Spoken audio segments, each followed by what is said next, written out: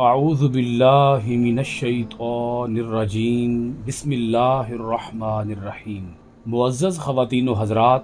عزیز طلبہ و طالبات، ڈیلی قرآن کلاس میں آپ سب کو خوش آمدید۔ امید ہے آپ سب خیر و عافیت کے ساتھ ہوں گے۔ آج کا ہمارا سبق سورہ آل عمران پارہ نمبر 3 آیت نمبر 61۔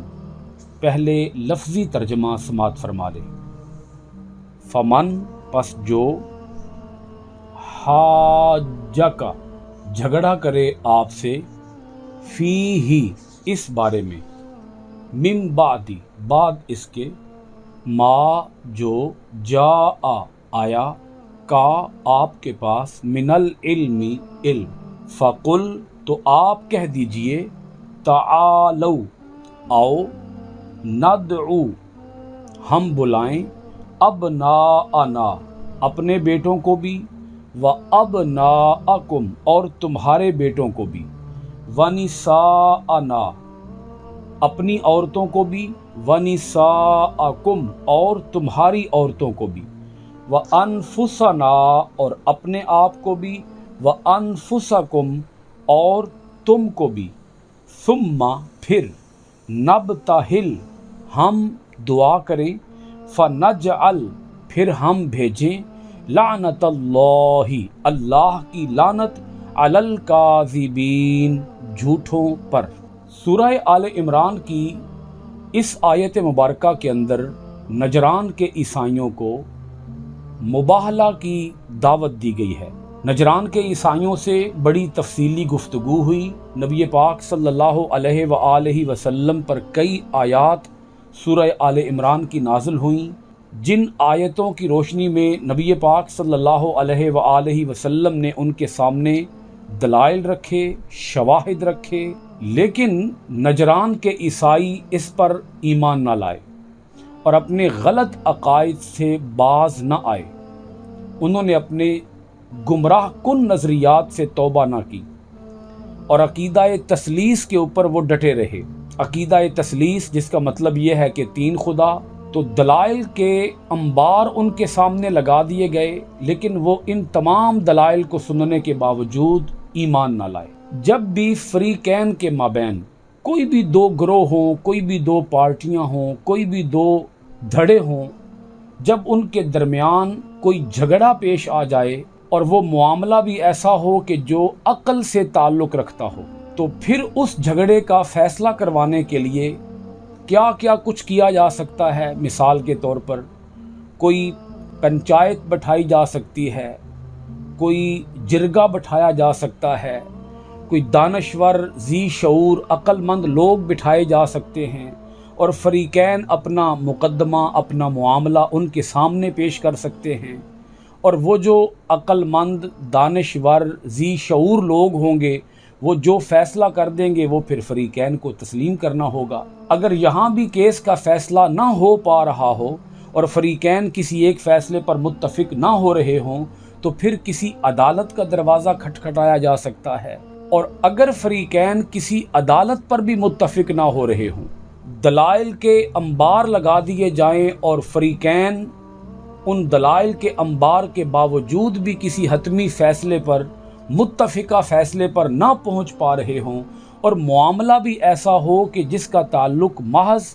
دنیا داری کے ساتھ نہ ہو بلکہ دین کے ساتھ ہو،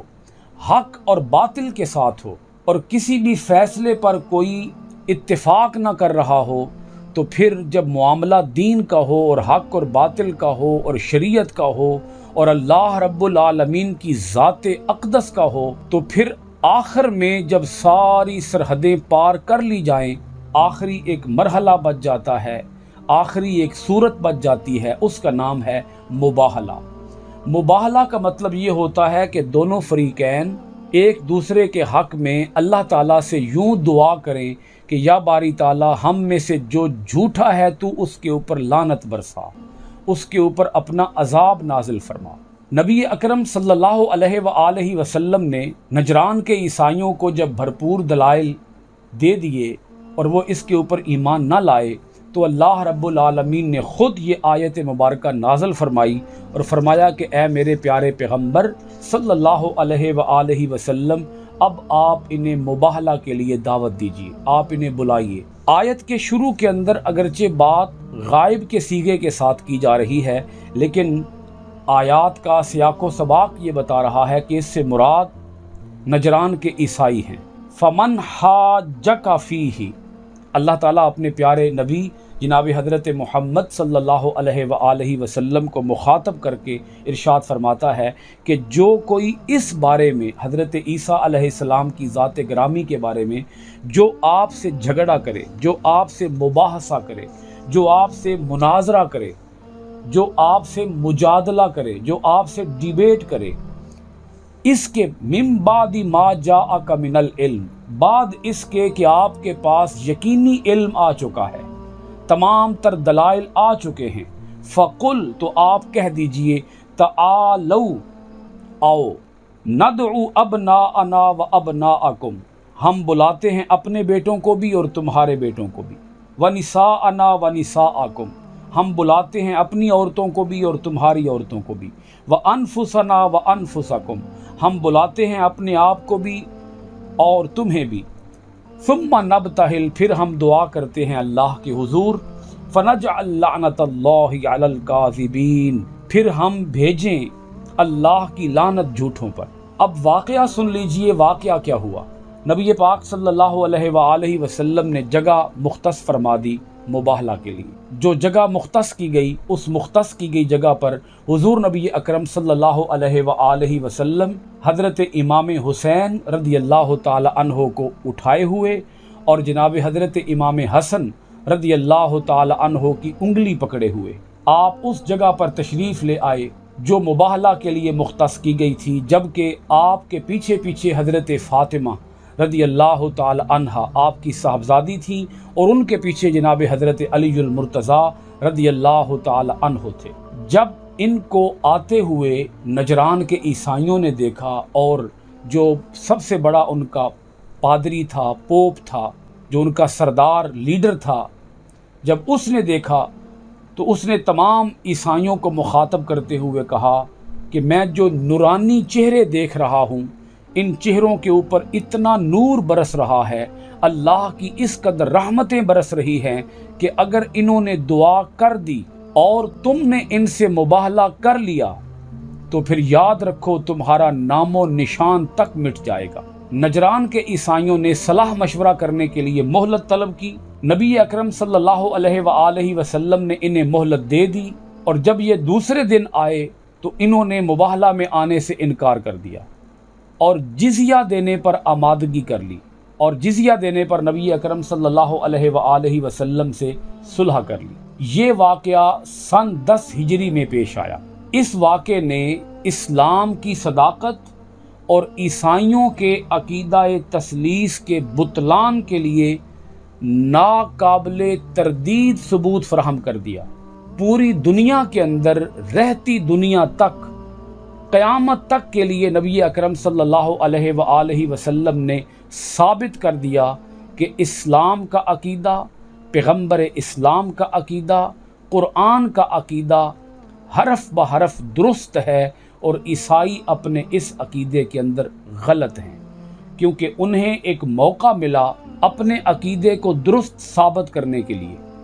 اگر انہیں ذرہ برابر بھی اس بات کا امکان ہوتا کہ ہم صحیح نظریے پر قائم ہیں، ہمارا عقیدہ درست ہے، تو وہ کبھی بھی مباہلے سے نہ بھاگتے اور مباہلے کے اندر شریک ہوتے، اور مباہلے میں شریک ہو کر وہ جیتتے، وہ اپنی جیت کا اعلان کرتے، وہ اپنی جیت کا جشن مناتے۔ لیکن نہیں، انہیں اپنے عقیدے پر یقین تھا کہ ہمارا عقیدہ بالکل غلط ہے، ہمارا عقیدہ سراسر گمراہی ہے، اسی لیے تو وہ مباہلے سے بھاگ گئے تھے۔ سر ولیم میور، جو کہ 19ویں صدی کا بہت بڑا مسیحی مستشرق ہے اور بہت بڑا مشنری ہے، اس نے اپنی کتاب لائف آف محمد میں صلی اللہ علیہ وآلہ وسلم مباہلے کے حوالے سے جو کچھ لکھا وہ انتہائی اہم بات اور بڑی قابل ذکر بات ہے۔ وہ لکھتا ہے اس سارے واقعہ میں محمد صلی اللہ علیہ وآلہ وسلم کے ایمان کی پختگی بالکل نمایاں ہے۔ محمد صلی اللہ علیہ وآلہ وسلم کا اس مباہلے کے اندر تشریف لانا اور اپنی اولاد کو اپنے ساتھ لے کے آنا، اپنے اہل و عیال کو اپنے ساتھ لے کے آنا، اس سے صاف واضح ہوتا ہے کہ محمد صلی اللہ علیہ وآلہ وسلم کا تعلق عالم غیب سے جڑا ہوا تھا اور ان کے پیچھے غیبی طاقت اور غیبی قوت کار فرما تھی، اور مسیحیوں کے پاس، عیسائیوں کے پاس سوائے ظن و تخمین کے اور کچھ بھی نہ تھا۔ تو جن کو اپنے عقیدے میں ڈاؤٹ ہوتا ہے، اپنے عقیدے میں کوئی شک ہوتا ہے، اور انہیں معلوم ہوتا ہے کہ ہمارا عقیدہ من گھڑت عقیدہ ہے، گمراہ عقیدہ ہے، یہ ہم نے خود اپنے پاس سے گھڑا ہوا عقیدہ ہے، وہ مباہلے سے ہمیشہ بھاگ جاتے ہیں۔ اور جن لوگوں کو اپنے عقیدے کے اوپر 100% یقین ہوتا ہے اور وہ اپنے عقیدے کی صداقت کے اوپر قائم ہوتے ہیں، استقامت کے ساتھ کھڑے ہوتے ہیں، انہیں کوئی خوف نہیں ہوتا، کوئی خطرہ نہیں ہوتا، اور وہ بلا چون و چراں، بلا خوف و خطر، بلا دھڑک وہ یہ دعا مانگتے ہیں کہ یا باری تعالیٰ ہم میں سے جو سچا ہے اسے کامیابی عطا فرما، اور ہم میں سے جو جھوٹا ہے اس کے اوپر اپنا عذاب نازل فرما۔ یہاں ایک بڑی اہم بات ہے، وہ یہ کہ مباہلے کے اندر اولاد کا لے کے آنا، بیوی بچوں کا لے کے آنا، اپنے نواسوں کا لے کے آنا، اپنے داماد کو لے کے آنا، اپنی بیٹیوں کو لے کے آنا، یہ کوئی مباہلے کی شرط نہیں ہے کہ مباہلے کے اندر اپنے اہل و عیال کو بھی ساتھ لایا جائے، لیکن نبی اکرم صلی اللہ علیہ وآلہ وسلم ان کو اپنے ساتھ اس لیے لے کر آئے، یہ بات واضح کرنے کے لیے کہ ہم اپنے عقیدے کی صداقت پر اس حد تک قائم ہیں کہ اگر ہمیں اپنی اولادیں بھی قربان کرنی پڑیں تو ہم اپنی اولادیں بھی قربان کر سکتے ہیں۔ اس راہ کے اندر اگر ہمیں اپنی اولادوں کی جانوں کا نذرانہ بھی پیش کرنا پڑے تو ہم وہ بھی پیش کرنے سے پیچھے نہیں ہٹیں گے۔ یعنی یہ ہمارا جو عقیدہ ہے کہ اللہ ایک ہے، اور اللہ کی ذات، صفات، اللہ کی صفات کے تقاضوں، اللہ کی عبادت کے اندر کوئی دوسرا شریک نہیں ہے۔ اللہ احد ہے، اللہ ایک ہے، اللہ واحد ہے، اور اللہ کا نہ کوئی باپ ہے اور اللہ کا نہ کوئی بیٹا ہے، وہ لم یلد ہے ولم یولد ہے۔ یہ عقیدہ ہمیں اتنا عزیز ہے، اتنا محترم ہے، یہ عقیدہ ہمارے لیے اس قدر اہمیت رکھتا ہے کہ اگر ہمیں اپنا گھر بار قربان کرنا پڑ جائے تو ہم اپنے اس عقیدے کی خاطر اپنا گھر بار بھی قربان کر سکتے ہیں۔ یہ بات واضح کرنے کے لیے نبی پاک صلی اللہ علیہ وآلہ وسلم ان ہستیوں کو اپنے ساتھ لے کر آئے، جناب حضرت امام حسن کو، جناب حضرت امام حسین کو، اپنی بیٹی حضرت فاطمہ کو، اور اپنے داماد حضرت علی المرتضیٰ کرم اللہ وجہہ الکریم کو۔ اسی سے ہم یہ لفظ بولتے ہیں پنج تن پاک، کیونکہ جب یہ مباہلہ کے لیے تشریف لائے تو یہ 5 تن تھے، یہ 5 ہستیاں تھیں جو مباہلہ کے میدان میں تشریف لائی تھی، اور نجران کے عیسائی میدان چھوڑ کے بھاگ گئے تھے۔ نبی اکرم صلی اللہ علیہ وآلہ وسلم کی اس بارے میں حدیث مبارکہ ہے، حضور ارشاد فرماتے ہیں کہ اگر یہ لوگ میدان میں ٹھہر جاتے اور ہم ان کے لیے دعا کر دیتے، میں دعا کر دیتا اور حسن و حسین اور علی و فاطمہ آمین کہہ دیتے، تو پھر ان کے گھروں کے اوپر آگ کے انگارے برستے اور یہ صفائے ہستی سے ہمیشہ ہمیشہ کے لیے عیسائی مٹا دیے جاتے، ان کا نام و نشان تک باقی نہ رہتا، ان کے اوپر اللہ کا ایسا عذاب نازل ہوتا، ایسا غضب نازل ہوتا کہ صفائے ہستی سے ان کا نام و نشان تک مٹ جاتا۔ یہاں ایک بہت بڑا مغالطہ جنم لیتا ہے۔ کچھ لوگ اس واقعے کو بنیاد بناتے ہوئے وہ یہ نظریہ پیش کرتے ہیں کہ نبی اکرم صلی اللہ علیہ وآلہ وسلم کی ایک ہی بیٹی ہے حضرت فاطمہ رضی اللہ تعالی عنہا، کیونکہ حضور علیہ الصلوۃ والسلام مباہلہ کے میدان کے اندر اپنی ایک ہی بیٹی کو اپنے ساتھ لے کر آئے تھے۔ اس کا جواب یہ ہے کہ نبی اکرم صلی اللہ علیہ وآلہ وسلم کی 4 صاحبزادیاں ہیں۔ اس کے اوپر حدیث کی کتب گواہ ہیں، اس کے اوپر شیعہ کی کتاب اصول کافی گواہ ہے، اس کے اوپر بھرپور دلائل موجود ہیں کہ حضور علیہ الصلوۃ والسلام کی ایک بیٹی نہیں بلکہ آپ کی 4 بیٹیاں ہیں۔ تو اگر آپ کی 4 بیٹیاں ہیں تو آپ چاروں کو میدان کے اندر کیوں نہیں لے کر آئے؟ اس کا جواب یہ ہے کہ نبی اکرم صلی اللہ علیہ وآلہ وسلم کی تینوں صاحبزادیاں حضرت رقیہ، حضرت زینب، حضرت ام کلثوم رضی اللہ تعالی عنہن اجمعین، ان تینوں کا انتقال ہو چکا تھا۔ حضرت رقیہ کا انتقال 2 ہجری کے اندر ہو چکا تھا، حضرت زینب کا انتقال 8 ہجری میں ہو چکا تھا، حضرت ام کلثوم کا انتقال 9 ہجری میں ہو چکا تھا۔ اگر ان تمام صاحبزادیوں کا، تینوں صاحبزادیوں کا انتقال ہو چکا تھا تو نبی اکرم صلی اللہ علیہ وآلہ وسلم ان کو مباہلہ کے میدان میں کیسے لے کر آتے؟ کیونکہ یہ واقعہ پیش آ رہا ہے 10 ہجری کے اندر۔ اب سنیے گا سورہ آل عمران کی آیت نمبر 62، ان ھذا لہو القصص الحق، ان بے شک ھذا یہ لہوا یہی، القصص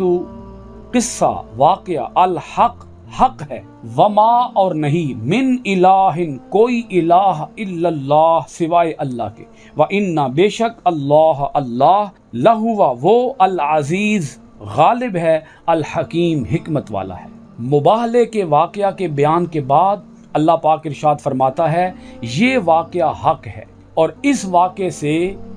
یہ حقیقت بھی واضح ہو گئی، وما من الہ الا اللہ، کہ اللہ کے سوا کوئی معبود نہیں۔ یعنی اس مباہلہ کے واقعہ سے یہ بات ثابت ہو گئی، واضح ہو گئی، اور یہ نتیجہ پوری طرح سے نکھر کر سامنے آ گیا کہ اللہ کے سوا کوئی عبادت کے لائق نہیں ہے۔ نہ حضرت مریم عبادت کے لائق ہیں، نہ حضرت عیسیٰ عبادت کے لائق ہیں، اور نہ ہی کوئی اور اللہ تعالیٰ کی مخلوقات میں سے عبادت کے لائق، نہ کوئی آسمانوں میں عبادت کے لائق ہے، نہ کوئی زمینوں میں عبادت کے لائق ہے۔ عبادت کے لائق ہے تو صرف اللہ ہے۔ یہ بات پوری طرح سے روز روشن کی طرح عیاں ہو گئی ہے۔ وَإِنَّ اللَّهَ لَهُوَ الْعَزِيزُ الْحَكِيمُ، اور بے شک اللہ ہی غالب ہے اور بڑی حکمت والا ہے۔ آج کی گفتگو کا اختتام کرتے ہیں سورہ آل عمران کی آیت نمبر